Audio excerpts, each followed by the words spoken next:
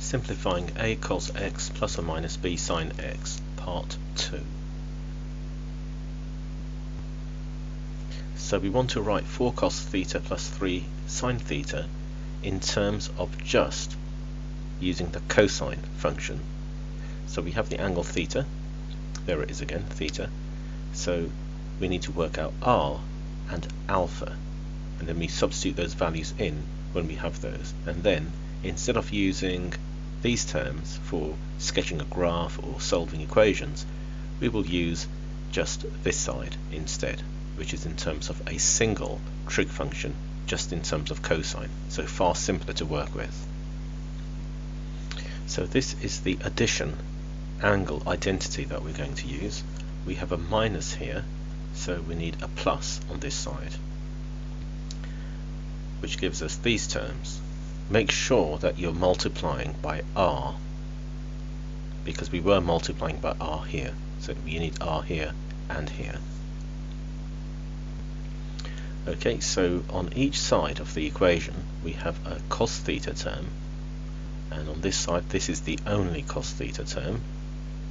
The coefficient of my cos theta term is 4, and here it's r times cos alpha. So we can write down an equation, 4 is equal to r cos alpha. And likewise, there's a sin theta term here, there's a single sin theta term on the right hand side of the equation, and the coefficients will be 3 is equal to r sin alpha. So that coefficient there for sin theta and this coefficient r sin alpha are exactly the same, so we have our two initial equations. To work out the value of r, it's Pythagoras' theorem using these two values. We've got an integer this time. If you don't, just leave your final answer in simplified surd form.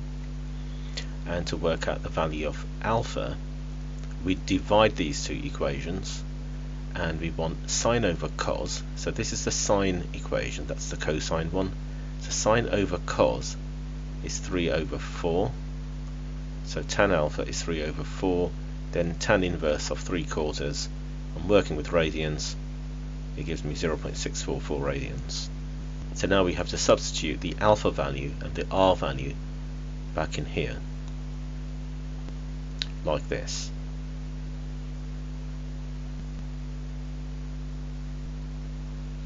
So at this stage, a typical question might tell you to sketch this graph, but instead of sketching this graph, which is awkward, we'll sketch this one instead.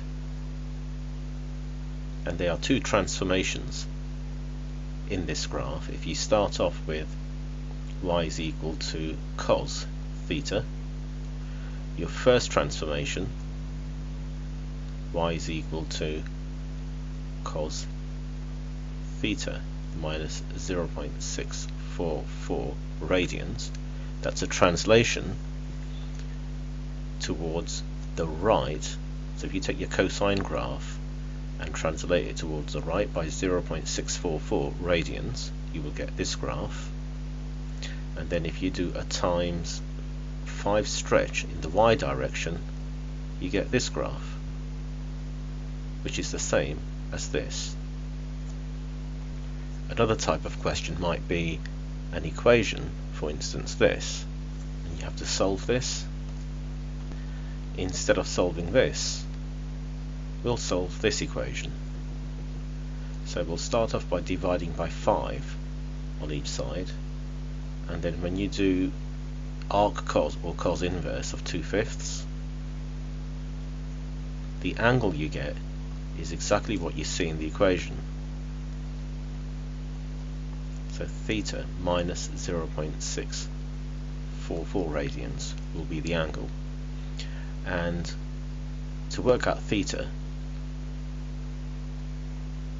take the angle your calculator gives you from here and then add 0.644, because we're adding 0.644 to each side to get rid of this part here. So there's the cos inverse, 2/5.